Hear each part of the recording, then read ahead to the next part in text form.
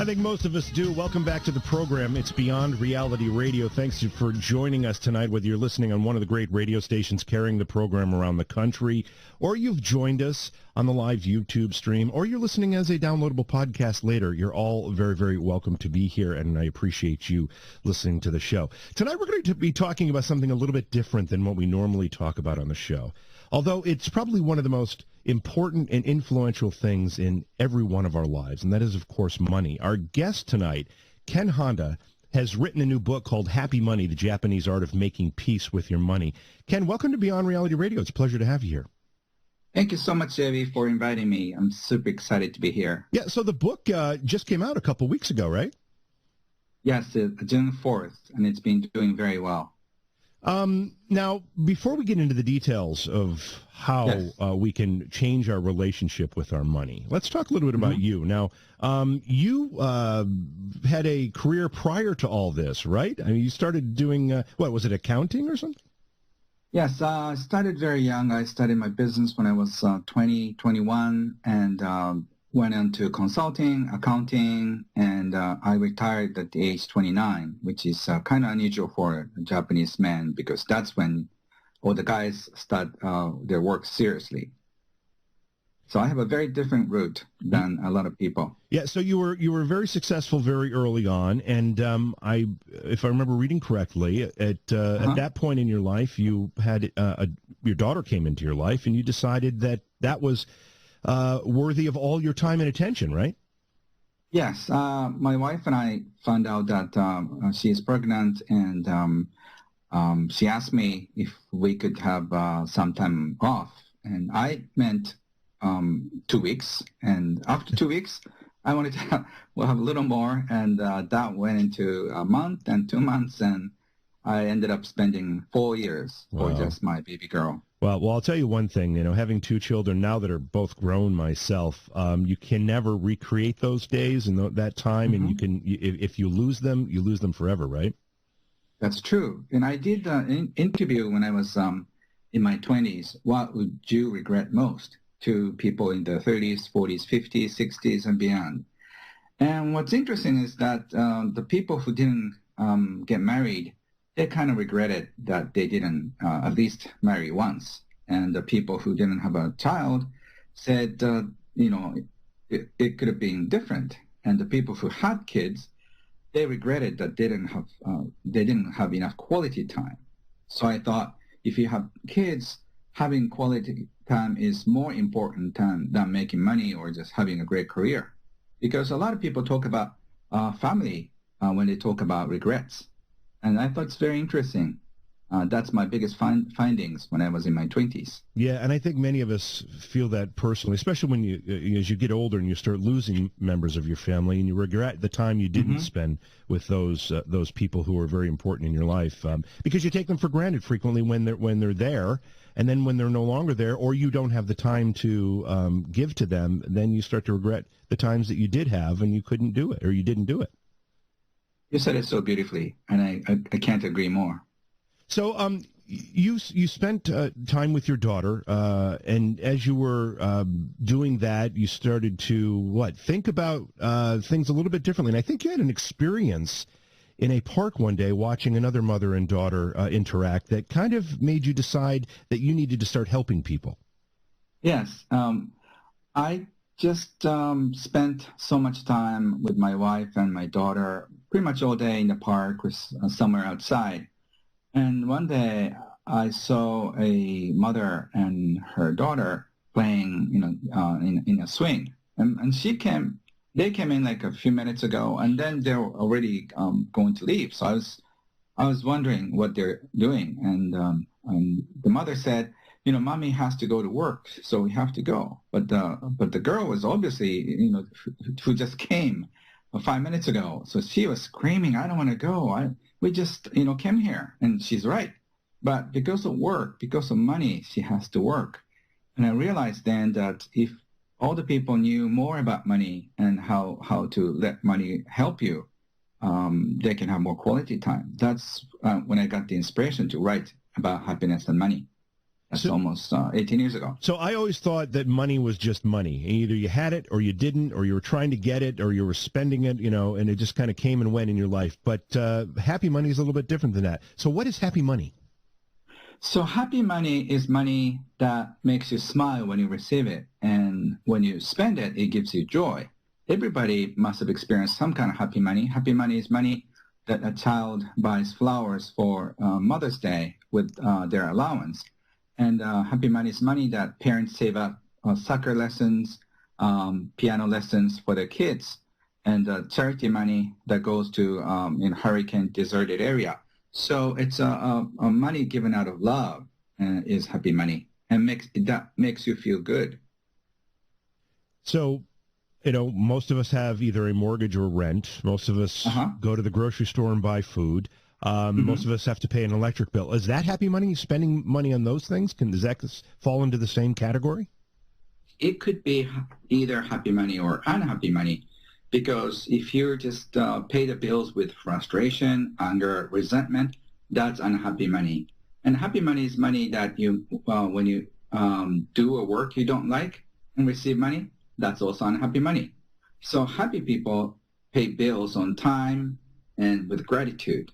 Because electricity bills, you got all the service, and without electricity, you can't read books, you can't watch TV, you can't use a fridge. So people pay bills with gratitude. That's happy money. So it's up to you. So is this an attitude shift that we're talking about here, or is there something deeper at play? I think the starting point on the surface is an attitude. It's more of an internal action that you take because a lot of us have a negative attitude toward money. When we receive it, we feel like, ooh, I should deserve more, or like we feel frustrated because the salary we get is so little. And also when we pay bills, when we have to pay taxes or mortgages, whatever, we feel like, ooh, I don't want to pay for this. So it's either way, it gives you tense and despair, and sometimes anger. That's unhappy money. So even if you make the same amount of money, and even if you have the same amount of money in the bank, you can be in the flow of happy money. It's just a simple attitude toward money. You feel gratitude or you feel resentment.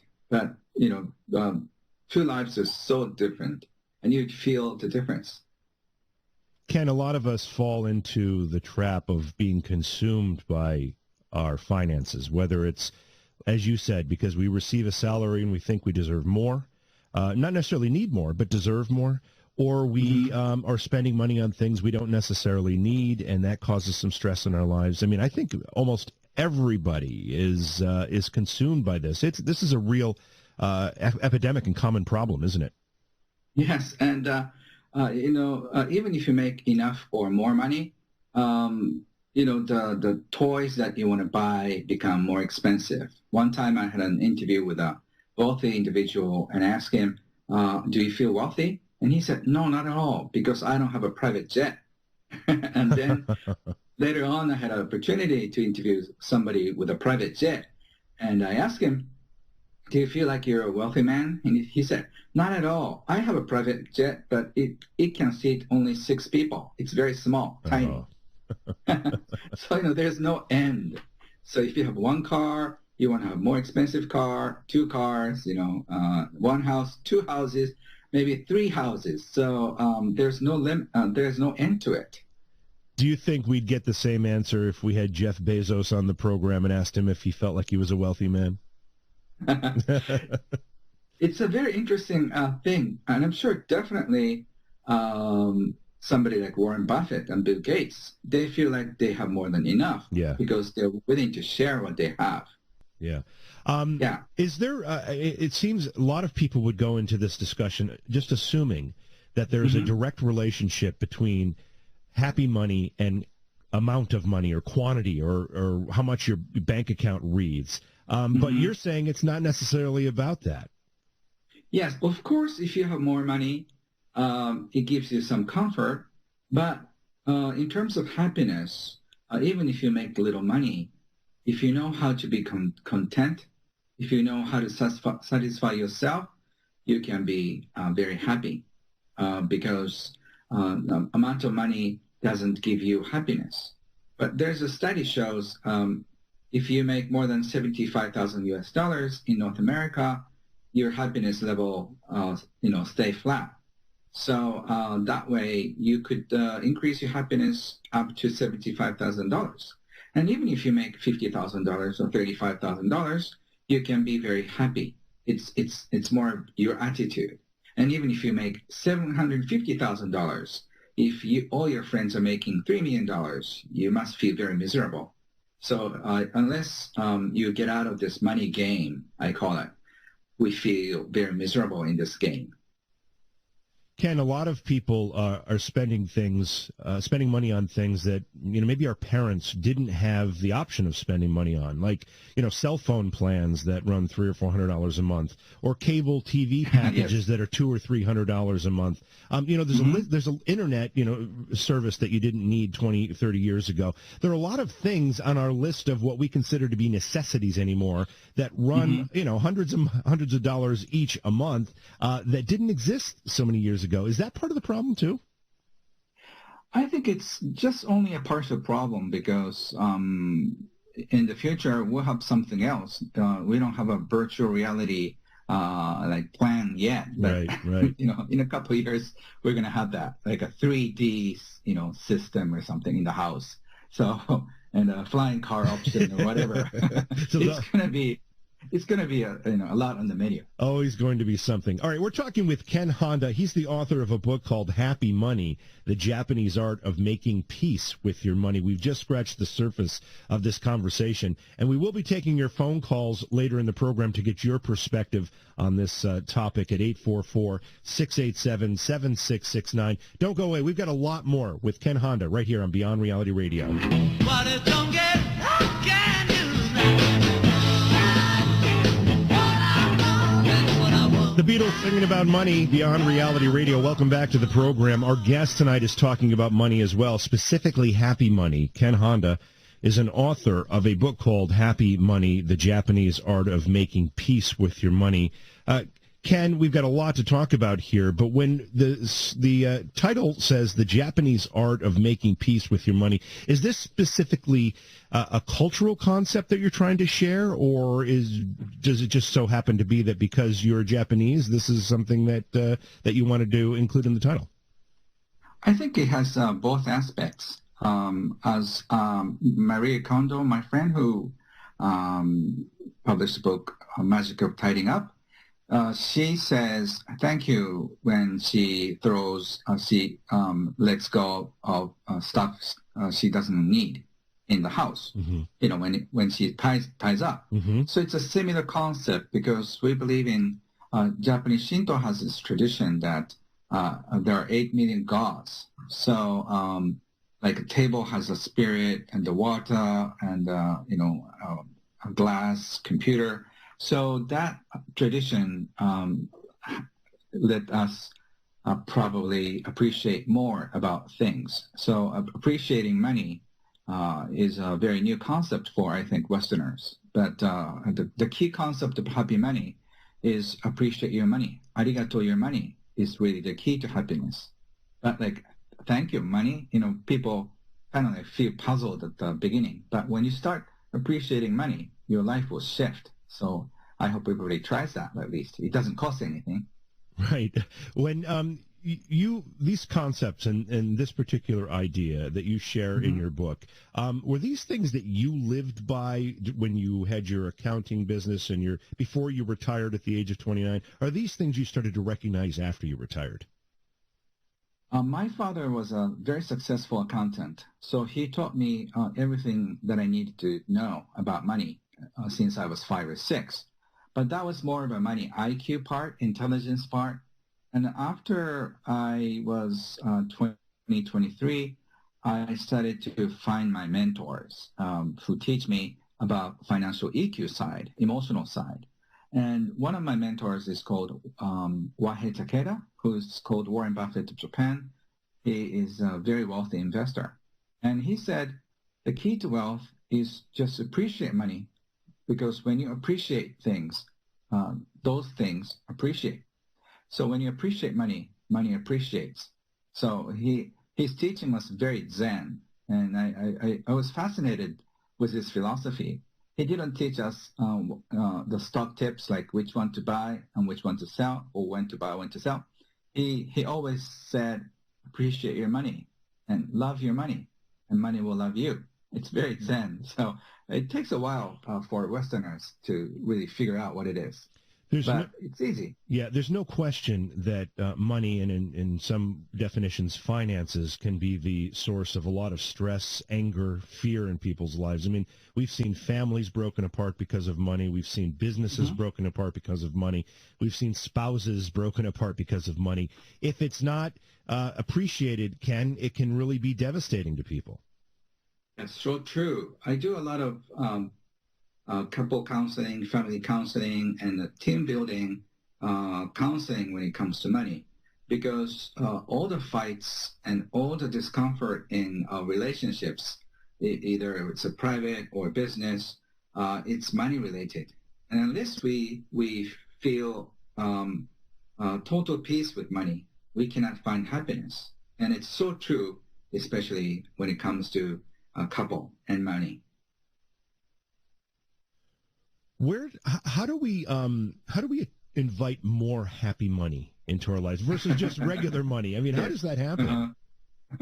So Wahei always suggested arigato in, arigato out. That means when the money comes into you in whatever the form, you say arigato or thank you. Because just imagine whoever gives you money, they chose you over somebody else. That means if you're on your own, they chose you to pay the money to. If you're a florist, masseuse, or accountant or lawyer, they chose you out of all the other accountants and lawyers or flower shops. And that's something that you can deeply appreciate for. And if you start appreciating, what's interesting is that your clients feel that appreciation. One of my students in my seminar, she was complaining about her boss, but later on, she found out that she should appreciate her boss more, which she did. And after a few weeks, she got a raise. And I've heard so many of my students talk about the miraculous things happen to them. A few weeks after they started appreciating about everything, they get a lot of appreciation back, either from their partners, family members, or clients and colleagues and bosses. So appreciation really works. I mean, it almost sounds like there's a bit of to use a different word, karma involved in all of that. That's so true. And I think if you're familiar with how the world works, we tend to get together with a very similarly minded people. So if we are always complaining, somehow you're surrounded by complainers. And if you're just always in appreciation and always full of gratitude, people who want to appreciate you will be around you. So it might take a few weeks to a few years, but if you start appreciating and keep appreciating, all the people around you are so generous and also loving, fun people. So try that. If you just complain about everything for 3 weeks, that will make you feel very miserable to begin with, and then you drag everybody together. So it's a choice, and it's not, once again, it's nothing to do with how much money you make or how much you have. It's about who you are and what kind of energy you send out, because whatever you send out, you will get it. So that's why I insist on starting the flow of happy money by saying thank you. Let's take those principles and apply them to, say, a single mother who may not be making enough to pay rent, buy the food, buy the clothes, doesn't get enough support from an ex-spouse. And that person might be listening to the program saying, I don't know how to be happy about this because I'm constantly struggling. How do they apply these principles? The reason why you're struggling is that you're not asking enough. To be in the flow of happy money, you have to be somewhat vulnerable, because we are so good at giving, but we are so bad at receiving. So if you're a single mother and needs help, you have to show that. You have to ask your neighbors for help. you have to start asking your friends and family members for help. But a lot of people have a so hard time asking for help. That's why they are in hard times to begin with. So it's nothing to do with, once again, how much you make. If you're willing to accept support from everybody, you'll be overwhelmed by the amount of support you get. It's just you're not asking enough. So people don't know, because you probably look happy and content enough. So people will never imagine that you need help. But if you say, I'm a single mother, need help, people are generally very generous and support you. A lot of people, have these kinds of struggles as well, and they may feel it's I don't know if it's a pride issue or what it happens to be, to ask for that kind of help. Mm-hmm. Are you suggesting for like moral support help, or do you mean looking for someone to help you pay your bills? Both, if you need both, because some people are willing to pay a lot of money. In my seminar, I witnessed one person was crying because she didn't have enough money. So, and I prepare a small box, and I ask my audience, I have about 400 people in the seminar. And then if you feel the call to help her, just, throw in some money. So it was so amazing to see how much they're throwing all the money for her. Some people threw coins and $10 bills, and somebody just gave in a $100 bill, and she got something like a few $1,000s very quickly. And it's so moving, because for one thing, she was so afraid to ask for help, even from her own parents, from her best friends, because it brings a shame issue, probably especially more so in Japan. But I think it's the same thing. We have funny pride that gets in the way. But if we are so vulnerable and then open up ourselves for help, it's amazing how many people are willing to help. We're talking with Ken Honda. Ken is the author of a book called Happy Money, The Japanese Art of Making Peace with Your Money. His website is his name, kenhonda.com. Ken, before we go to break, what's on the website? You got a bunch of stuff on there. Yes, I'm translating a lot of stuff, free stuff about happy money and how to circulate happy money in your life. All right, so when we get back, we'll continue our conversation. Remember, we'll take your phone calls in the second hour of the program. It's Beyond Reality Radio. We'll be right back. Anyway, welcome back to the program. Tonight we're talking with Ken Honda. Ken is the author of a book called Happy Money, The Japanese Art of Making Peace with Your Money. Ken, I think that you might be the first guest we've ever had from Tokyo, contacting us or connecting to us from Japan, Tokyo. That's pretty exciting. Great. I'm so excited. And it's live, right? It's afternoon, and it's late at night. You. And yeah. I'm actually calling from your future. Yes, you are. You are. We are about almost 1 a.m. here on the East Coast in the U.S. And you're in the afternoon at some point. Right. I'm calling your tomorrow afternoon. So, we often talk about having to have money to survive, and in many cases, people think more money is going to make you happier. But do wealthy people struggle with this problem as well? Is unhappy money part of their lives, even though they have a lot of it? Mm-hmm. So it's a different kind. I meet, for example, in one single day, I meet a hippie, to people on the verge of bankruptcy, to a wealthy individual and super wealthy individual at night. So all kinds of people, but still they have the similar thing in common. That is, they worry about money for different reasons. Like poor people have a hard time making both ends meet, so they feel frustration. And the middle class and upper middle class, they feel like they also feel drowning too, because they feel the need for saving up enough for their kids' college, tuition and stuff. And also upper middle class and wealthy people, they always feel that they're going to lose their money somehow. So that means they're going to lose their comfort life. So we're all afraid of money in some ways. So unless we face the core issue of money, we cannot feel peaceful. Is there any connection between earning money and happy money? In other words, is there a certain happiness that comes along with money that you've earned yourself versus, receiving in some other fashion? Yes. One time at the party, I was approached by a Japanese woman, and she said, "Can I look at your wallet?" And I handed out my wallet to her, and she checked the bills. And she checked my bills. She said, "It's okay. This is great. This is good."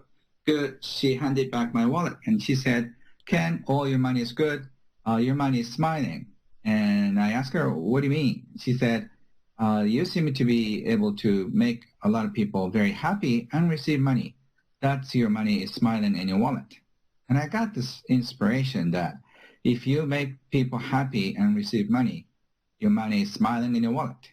So that's the idea. If you do what you love and then accept money, that's happy money.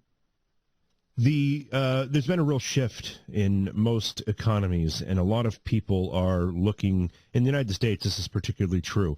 I think it's well over 50% of the population in some fashion relies on some kind of money or assistance from the government. How does that affect all of this as more and more people start looking to governments or public entities for some, and then sometimes it's something as simple as just assistance with college tuition, but it's still money coming from a government entity. Does that change any of this? The more you receive money from other sources, you feel vulnerable, and then you feel less confident about your ability to generate money, generate income. So unless you just stand on your own and then start generating money flow, you feel dependent on something. Like could be your partner, could be your company you're working for, it could be the government. So you have to really find the true source of money creation is in you. And if you knew that, you know that you're like a money magnet. And then if you become more attractive, the money will come to you. And if you are not doing a great job, money will not come to you. It's as simple as that. So if you can create something beautiful and contribute to the world, money will come to you according to the services you're giving to the world.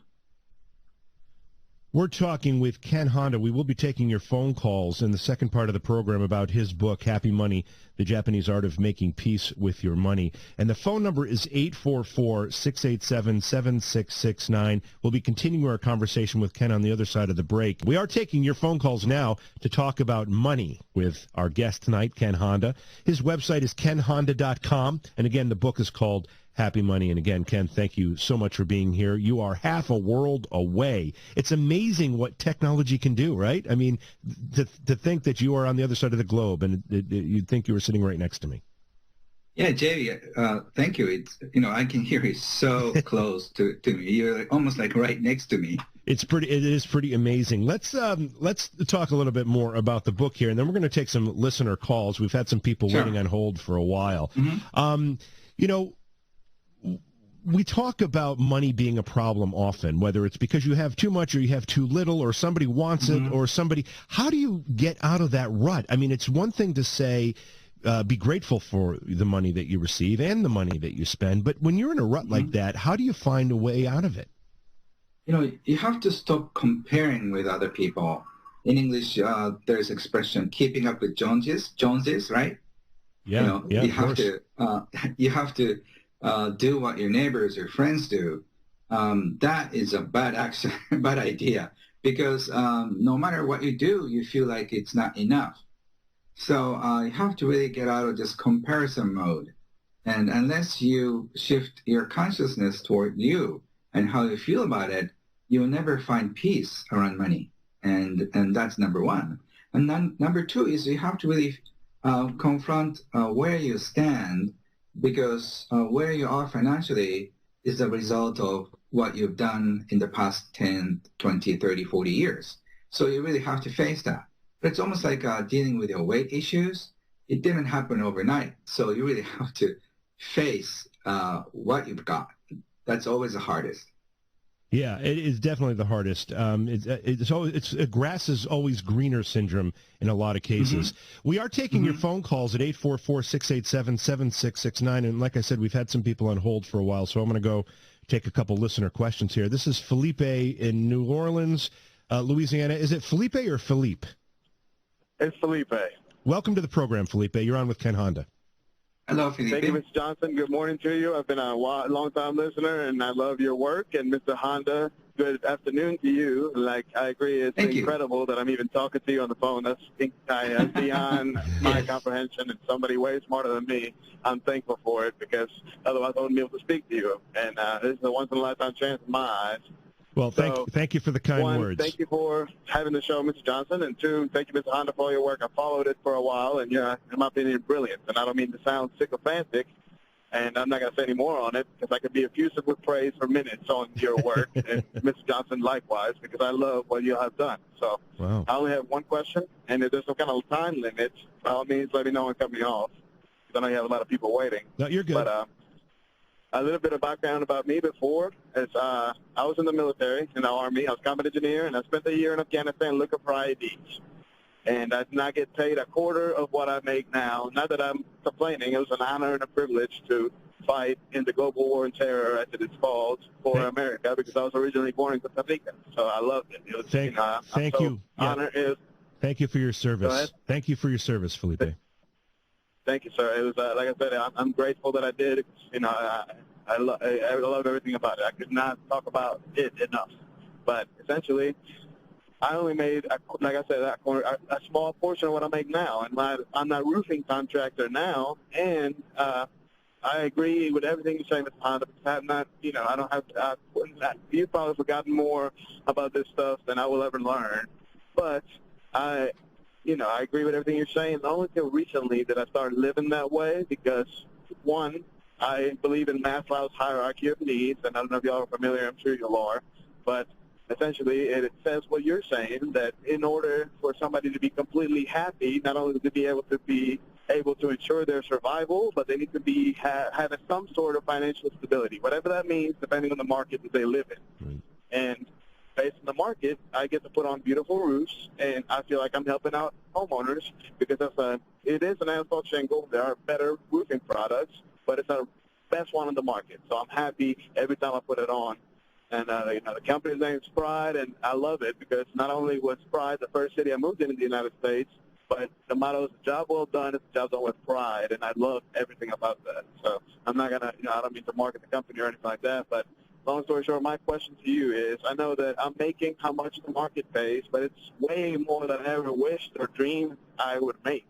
And I agree with everything you're saying. I feel like my wallet, based on your determination, because I've been listening for like the last 47 minutes or so, and I feel like my wallet is a happy wallet, full of happy pills, because, like you said, I'm happy and I'm providing a good service, in my opinion.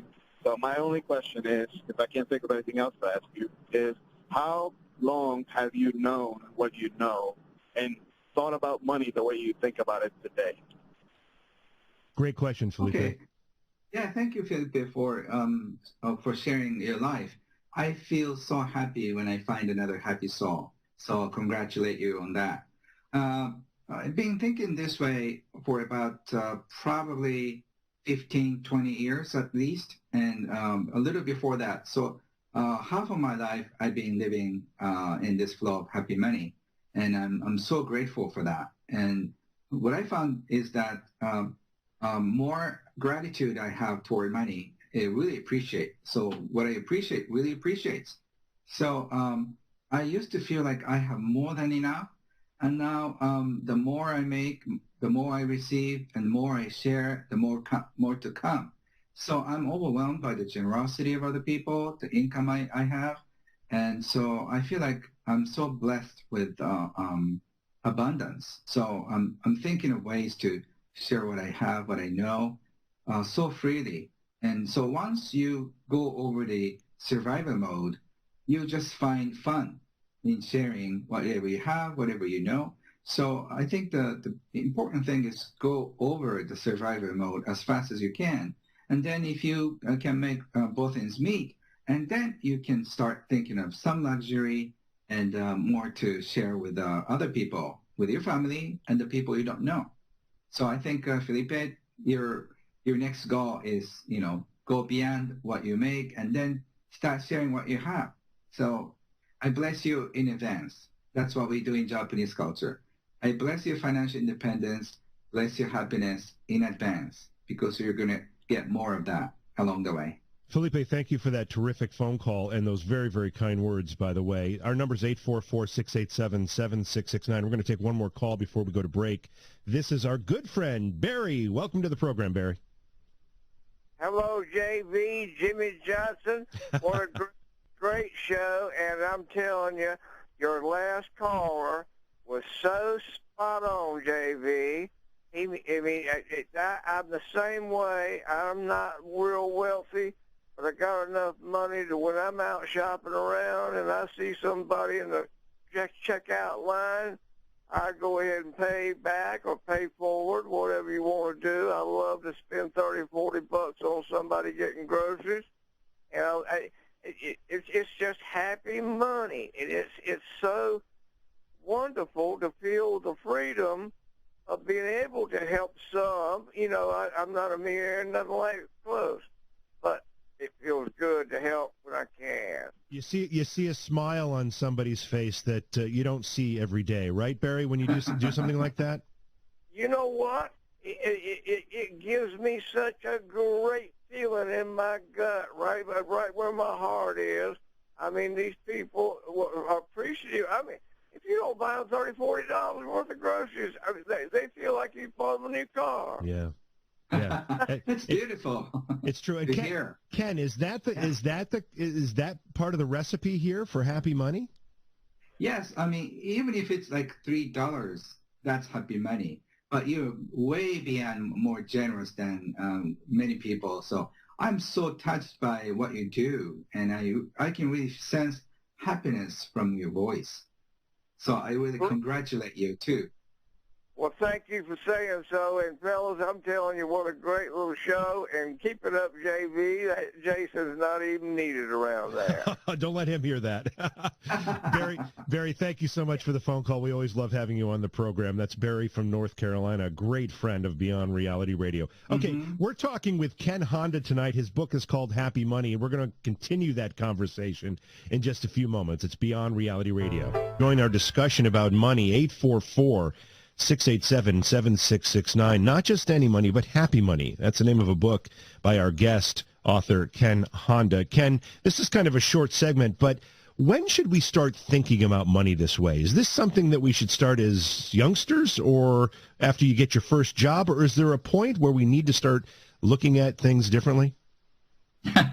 So I think ideally, if you start dealing with money when you're 3 or 4 or 5, that's ideal.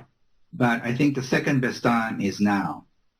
So whoever, how old ever you are, I think you can start today by thinking, by appreciating money. So, and you don't need any license or certificate to start happy money. So just start appreciating money. And what's interesting is that once you transform your relationship with money, everything changes, because if you have a good relationship with money, you tend to trust life more. You tend to have better relationship with your partner, family members, clients, colleagues, and with the society. So once you're in this appreciation, gratitude mode, the society will be somehow more gentle and generous for you. When I was a kid, my parents gave me weekly allowance. Now, my parents did not have much money at all. My dad worked 3 jobs. My mother was a waitress until after I actually went to college. Then she ended up getting a better job. But, they struggled all of the time. But I remember them laughing and enjoying themselves and finding ways to live their lives fully. And then, they would give me an allowance and they would teach me how to save, and they would teach me how to appreciate that money that I had, and it wasn't a lot. I don't know if it's the norm now or if it's the exception that kids get an allowance from their parents. I know mine didn't. They just got whatever they needed. So what are the lessons we're teaching kids with allowance, or as they start to get money, whether it's for a birthday or whatever? How do we teach kids to appreciate it better? In general, I want family to talk more about money, because money is such a big taboo everywhere in the world, and it's more so in North America. I was so surprised that American people don't talk about money in public. Japanese people talk somewhat more about money in public, but we talk less about sexual things. So it's interesting. It's different from one culture from another. But once you start talking about money more, how your family is doing financially, and I want the kids to be responsible for your family situation too, because kids have no limits, and what they wonder is like what their friends are having. So if they once know their family situation, they kind of find ways to cope with the reality. And it's more healthy than just ignoring what's going on in the family, especially when they're having a hard time to make both ends meet financially. I remember my grandfather, we just have about 30 seconds here. I remember my grandfather he lived through the Depression and fought in World War II, the greatest generation. I remember him saying to me all the time, take care of the pennies and the dollars will take care of themselves. It was all about frugality. Is frugality part of this, or does that really not part of what we're talking about? If you want to go for that, that's okay. But if there's plenty of money in the world, you can enjoy money. You don't have to, pinch pennies. So just live your life, because life is out there to be lived, not to be saved. Yeah, great point. We're talking with Ken Honda, again, taking your phone calls at 844-687-7669. It's Beyond Reality Radio. One of the quotes on your website is talking about your willingness, a person's willingness to receive happiness and receive abundance. Most people would think that they want both of those things, but what you're suggesting is here, you need to be open to receiving these things. How does that work? In life, of course, we want everything to be our own way. But as life goes, we know it's not true. So sometimes we want something so badly, but that doesn't seem happening. So in order to be happy, we have to know what we want. And also we have to go for it. But at the same time, we have to be satisfied with what we got. Otherwise, we'll keep complaining. So in life, there's this two parts. One is take actions and going forward, and at the same time, receiving whatever we got and still enjoy it. And we might not marry the best love of our life, but still we can be happy. We may not end up with the best job, but still we can find happiness. And somehow, life is mysterious that way, and it's almost like we're guided toward a place. And that's probably very different from the place where you imagined 10, 20 years ago. Do you think too many people put an importance on whether they're satisfied with the job they do? I often look at it and say, hey, sometimes getting a job is nearly impossible. If you've got one, you should be thankful for it. And it provides you with something that you need, which is money. Do you think that is a silly way to look at it? Or do you think maybe too many people get too much stress out of the fact they don't like their job? So I think it's a happy standpoint of view that you can be simply happy by having a job. But at the same time, you have to really face your reality too. If you feel like you're getting paid too little, you have to start looking for a more highly paid job. And that will be found through your network. And that's something that you find more satisfying atmosphere too. And to do that, you have to find your gifts. That's another subject of many of my books. You have to find what you're good at, what you can do it without any work. So once you find your true gifts, you can monetize it. You can probably transfer jobs, and then sometimes you should go on your own, and that way you can make more money and more satisfying job. So you have to have two different perspectives. You have to feel happy about what you've got, but at the same time, you have to take actions in order to be happier. You had an accounting practice. You retired for a while. You discovered that you had a message and a vision to share with people, and that's what you're doing now with your book, Happy Money. Those are three very, very distinct phases of your life. Would you say, which of those three do you feel as though you were most suited for? Right now, I don't feel like working at all. Like this interview or my writing, it comes so naturally. So for me, everything is a bliss. It's so fun. I get to speak to thousands of people. I be on TV, like this radio. It's my dream. So I feel like sometimes, I'm just twisting my arms and my cheek, like, is this my dream? Or am I dreaming? So that's how I feel. And when I was doing accounting, I was more doing it out of family obligation. My father was a CPA. My brother is an accountant. So I was sort of fulfilling my role, which wasn't so bad. But now I'm following my heart, and I'm just get to share whatever I do. I don't need to do this financially. I'm just doing this for fun, which makes it more fun. Have you been able to share this message with people, then actually watch some of them transform into using some of this and their lives becoming better because of it? Yes, at least personally, tens of thousands of people. My podcast has downloads of 40 million people. Oh, wow. And I have like hundreds of thousands of testimonials on my Japanese website. And it's so miracle that people shift in just one action, just thank your money. And I've done many events in Japan. Almost every week I speak to big events, and every day I'm transforming people's lives. And I'm so grateful that I get to do this in English-speaking country, and also in China soon, and Europe. My book will be out in 40 different countries. As you release the book in these various countries, and particularly because you have written for a Japanese audience for a long time, and this is your first book in English, which obviously is important for the United States. Do you see any differences culturally here about this particular topic?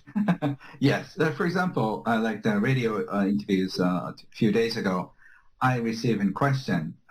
People ask me, so how can we increase income? So that's like very typical American person asking me questions. Sure. Whereas Japanese people ask me questions like, how can I satisfy with less income? So it's a different approach. Wow. And so the American audience is more interested in getting more. Yes. And the Japanese audience is more interested in being happier with less. Yeah. So because that means less work. Yeah. Interesting. Yeah, it's very interesting and fascinates me because neither of them is wrong. It's just a different approach, and that fascinates me a lot.